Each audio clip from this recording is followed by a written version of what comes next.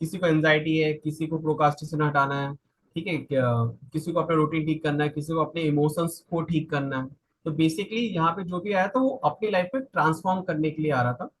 तो उस पे ही बात चल रही थी कि हम ये ट्रांसफॉर्मेशन की फेज को जानेंगे कैसे, और ऐसे कौन से रूट कॉज हैं जो हमें ट्रांसफॉर्मेशन करने में रोक रही हैं। तो हम उन पैरामीटर को जानेंगे। तो उस पे ही डिस्कस हुआ था। सबसे पहले हमने ये जाना कि आज की डेट में हमारी करंट इमेज क्या है, करंट स्टेट क्या है हमारी। हमने उसको असिस्ट किया। किसी ने कहा मेरे पे कॉन्फिडेंस नहीं है, किसी ने कहा मेरे पे इमोशंस नहीं है, मैं मास्टरी नहीं, किसी ने कहा मैं बहुत सेल्फ डाउट होता है, जजमेंटल हो जाता है, ये मेरी करंट स्टेट है। और वो अपने एक हाईएस्ट स्टेट में जाना चाहता है, हाईएस्ट सेल्फ में जाना चाहता है। ओके ठीक है। अब हाईएस्ट स्टेट क्या है, उसकी हाईएस्ट स्टेट है कि मैं फाइनेंशियल फ्रीडम हो जाऊं, मेरे इमोशंस में मास्टरी हो, मैं जरा जरा सी बात में एंजाइटी और स्ट्रेस को लेके नहीं आऊं, क्योंकि उसके चलते मेरा फोकस खत्म हो जाता है। तो उस करंट स्टेट से हाईएस्ट स्टेट में जाने के पीछे जो हमें एक सफर तय करना है, हम उस सफर का रूट कॉज जानेंगे। ऐसी कौन सी चीज है जो हमें वहां पे जाने से रोक रही है, हम उस पैरामीटर्स को जानेंगे। तो पहले हमें ये जानना पड़ेगा, हमारी करंट स्टेट से डिजायर स्टेट के बीच में एक होती है हमारी इमेज। हम उस इमेज का आज हम ऑपरेशन करने वाले हैं, उस इमेज का। करंट इमेज से डिजायर इमेज पे जाने के लिए एक हम कहते हैं एनएलपी की लैंग्वेज में आइडेंटिटी गैप, जो हमारी आइडेंटिटी को हमें शिफ्ट करना है। ऐसी कौन से बिहेवियर पैटर्न जो हमारी आइडेंटिटी में गैप क्रिएट कर रहे हैं, जिसके चलते हम जो एक्सपेक्ट कर रहे हैं मेरी जो डिजायर इमेज होनी चाहिए वो क्यों नहीं हो रही। तो फ्रेंड्स, सबसे पहले मैं ये बताऊंगा, 6 पैरामीटर होते हैं जो हमारी आइडेंटिटी को डिफाइन करते हैं in terms of behaviour pattern. तो सबसे पहला पैटर्न होता है, हमारी इमेज को हायर इमेज को करने के लिए वो अफेक्ट करता है एनर्जी। एनर्जी। अब आप ये जानना चाहोगे कि एनर्जी क्या होती है। जी। साइंस साइंस में हर कोई कहता है energy neither be created not destroyed, ठीक। लेकिन एनर्जी क्या होती है। एनर्जी सर, कॉन्फिडेंस रखना, एक्साइटेड होना, मोमेंटम में रखना, एनर्जी बेसिकली। एनर्जी का आपने इसको बहुत अच्छे से डिफाइन किया। हम जो एनर्जेटिक होते हैं तो हम खुश होते हैं, पॉजिटिव थिंकिंग रखते हैं। लेकिन एनर्जी को एक्चुअल में हम अगर डिफाइन करेंगे तो एनर्जी के 4 पैरामीटर्स होते हैं। एनर्जी एक जी। पर्टिकुलर वर्ड से कभी डिफाइन नहीं होती। एनर्जी को डिफाइन करने के लिए 4 पैरामीटर्स होते हैं। एक होती है आपकी फिजिकल एनर्जी जो आपको डिफाइन करती है, एक होती है आपकी साइकोलॉजिकल एनर्जी, एक होती है आपकी बायोकेमिकल एनर्जी जिसको बहुत लोगों को नहीं पता, और एक होती है आपकी स्पिरिचुअल एनर्जी। जब इन चारों में आप अपना काम करोगे तो कहीं ना कहीं आप हायर इमेज में अपने आप को, आप खुद देखोगे कि मैं एक हायर एनर्जी में। तो हम अब बात करेंगे फिजिकल एनर्जी की। हर किसी का 90% हम लोगों का मानना है कि अगर हमारी फिजिकल एनर्जी अच्छी होगी तो हम एनर्जेटिक होंगे। लेकिन सबसे बड़ी बात है, फिजिकल एनर्जी इजिली अवेलेबल हो जाती है, लेकिन सबसे ज्यादा वीक भी यही होती है फिजिकल एनर्जी। फिजिकल एनर्जी आती कैसे है। फिजिकल एनर्जी आती है हमारी राइट डाइट से, राइट स्लिप से, अगर हम अच्छा ऑक्सीजन लेते हैं, अगर हम अच्छा हाइड्रेशन करते हैं, ठीक है, और अच्छी एक्सरसाइज करते हैं और अच्छी स्लिप करते हैं, तो हम अपने आप को फिजिकली देखो आप अच्छे से पाओगे क्योंकि सब कुछ बैलेंस होगा।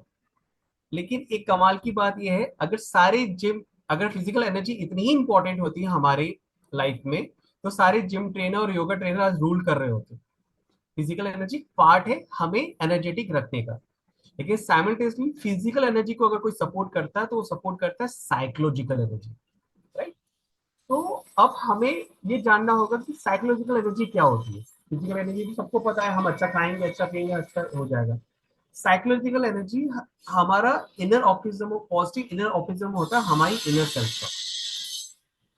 बेसिकली ये क्रिएट कैसे होता है, हमारी थॉट से क्रिएट होता है, हमारी फीलिंग से क्रिएट होता है, हमारे इमोशन से क्रिएट होता है साइकोलॉजिकल एनर्जी। जब भी हम टॉक्सिसिटी रखेंगे, हम ब्लेमिंग में आएंगे, हम एंगर का बिहेवियर रखेंगे, हम तो ये क्या क्रिएट कराएगा, ये हमें एक नेगेटिविटी में लेके जाएगा जहां पे हम कुछ डिसीज को अट्रैक्ट करेंगे। जैसे आपको एसिडिटी हो जाएगी, आपको वॉमिटिंग होगी, जब आपको घुटन होने लगेगी, आप गिल्ट में रहोगे। और जब ये लॉन्ग टर्म में जाएगा तो आप देखोगे आपको ओबिसिटी हो गया, क्योंकि आप साइकोलॉजिकली बहुत ड्रेन्ड हो अंदर ही अंदर से। और अनफॉर्चुनेटली हमारे पास ब्रेन का जो फूड होता है, जो हमारे इमोशंस होते हैं, उसको हम कंट्रोल नहीं कर सकते। हमारी बॉडी के फूड को हम कंट्रोल कर सकते हैं कि क्या खाना है क्या पीना है, हम ब्रेन के फूड को कंट्रोल नहीं कर सकते। कैसे? क्योंकि जैसे मैं बुक्स रीड कर रहा हूँ, मैं मैं बिल्कुल ठीक हूँ। मैंने अच्छा डाटा इंफॉर्मेशन गैदर किया मेरे ब्रेन में, क्योंकि मेरे ब्रेन का फूड क्या होता है, डाटा इंफॉर्मेशन, जिसके थ्रू मैं अपने ब्रेन को एक फूड देता हूँ।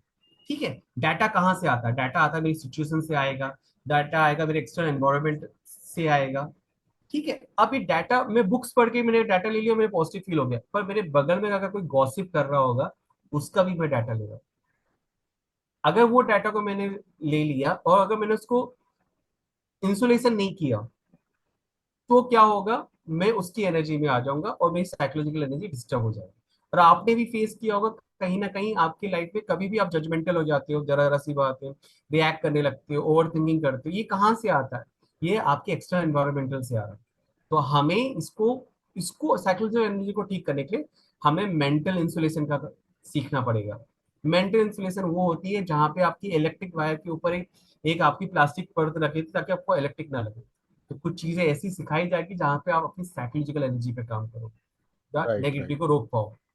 राइट। थर्ड, अब आप फिजिकल पे भी काम कर रहे हो, आप साइकोलॉजिकल पे भी काम कर रहे हो, ल- लेकिन एक ऐसी एनर्जी है जिसको हम बिल्कुल इग्नोर करते आते हैं।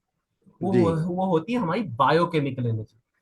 जी, जी। बायोकेमिकल। बायोकेमिकल बायोकेमिकल एनर्जी हमारी हमारे केमिकल से रिएक्ट होती है हमारी बॉडी में।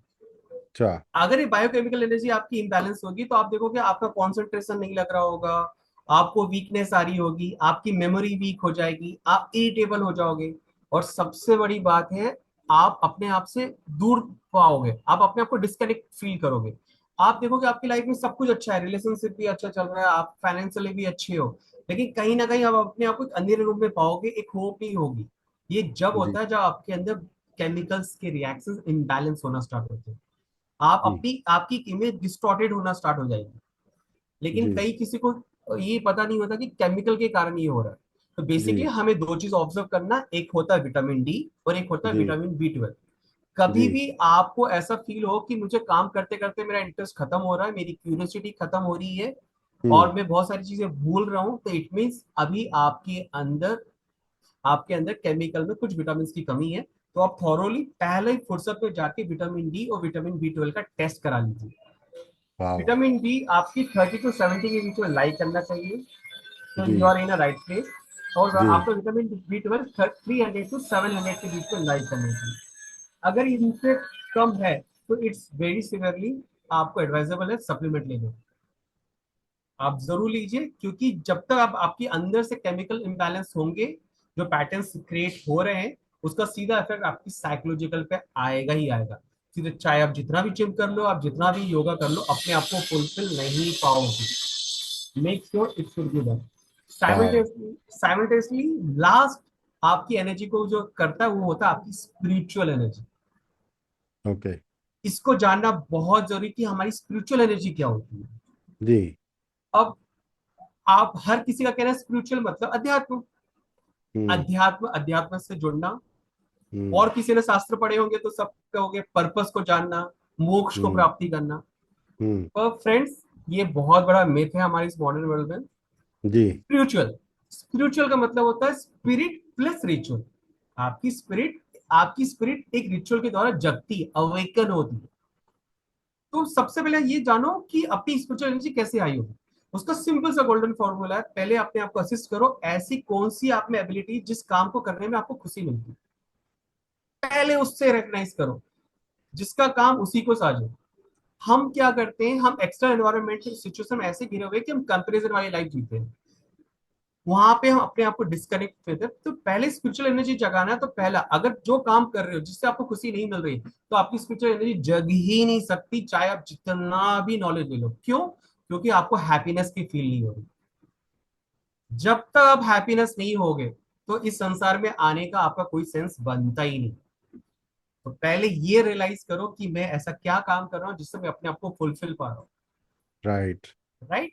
यहां से आपको पर्पस का पता चलेगा, आपको पता चलेगा आप क्यों कंट्रीब्यूशन करना चाहती हो, यहां से आपको फुलफिल का पता चलेगा। वाह। राइट। ये जानना जरूरी है। अगर हमने यही अवेकन नहीं किया, यही एनलाइटमेंट नहीं किया, तो हम 7 स्टेज को नहीं पा सकते। तो ये मिथ से हट जाओ, हमें बुद्धा की तरह ध्यान लगाना है, हमें हमें शास्त्र पढ़ के अपनी नॉलेज को बढ़ाना है। उसके हर चीज के पीछे एक पर्पस है। और पर्पस क्या है? रियल स्पिरिचुअल वो होता है जो अपने बिहेवियर को फॉलो करे। बिहेवियर क्या होता है? अगर एक ऑटो चलाने वाला भी पूरे दिन अगर ईमानदारी से ऑटो चला रहा है, वो एक ऑनेस्टी को बिहेव कर रहा है, उस उसकी स्पिरिट को जगा रहा है, अंदर से अपनी जमीर को मरने नहीं दे रहा। एक पर्सन जो हर दिन ग्रेटिट्यूड में रह रहा है, जो भी चीज उसके साथ आ रहा है, वो अपने आप को खुश रख रहा है। क्यों खुश रख रहा है? वो उस डिवाइन, उस यूनिवर्स को ब्लेसिंग दे रहा है कि आपने जो दिया उससे मैं सेटिस्फाइड हूँ। बिना ऑनेस्टी के, बिना ग्रेटिट्यूड के, बिना काइंडनेस के आप स्पिरिट को जगा ही नहीं सकते। तो ये बेसिक बिहेवियर पैटर्न होने चाहिए जो बदकिस्मती की हमारे एजुकेशन में हमें नहीं सिखाया जाता। सो मैं फिर से आपको रिकॉल करूंगा, पहले अपनी स्पिरिट को खुश रखो, अपने केमिकल को चेक करो, अपने मेंटल इंसुलेशन पे हम काम करेंगे, फिर हम फिजिकल एनर्जी पे आएंगे। तो आप देखोगे आपकी सुपर डुपर एनर्जी रियल रहेगी, और ये ऐसी एनर्जी रहेगी जो 24/7 आप अपने आप को कूल पाओगे, आप अपने को रिलैक्स पाओगे, फ्रस्ट्रेटेड नहीं होगे। पूरी दुनिया अलग होगी और आप अलग होगी। फ्रेंड, जिस दिन ये ट्रांसफॉर्मेशन आ गया, आप अपनी डिजायर स्टेट पे। तो ये पहला राइट। पैरामीटर था। ऐसे सर 6 पैरामीटर है। Amazing, thank you Nitin ji. Continue करेंगे हम आपके साथ, और भी बहुत सारे पैरामीटर्स और आप सभी लोगों के साथ शेयर करेंगे। और that's all, stay in thank you touch, sir. Subscribe.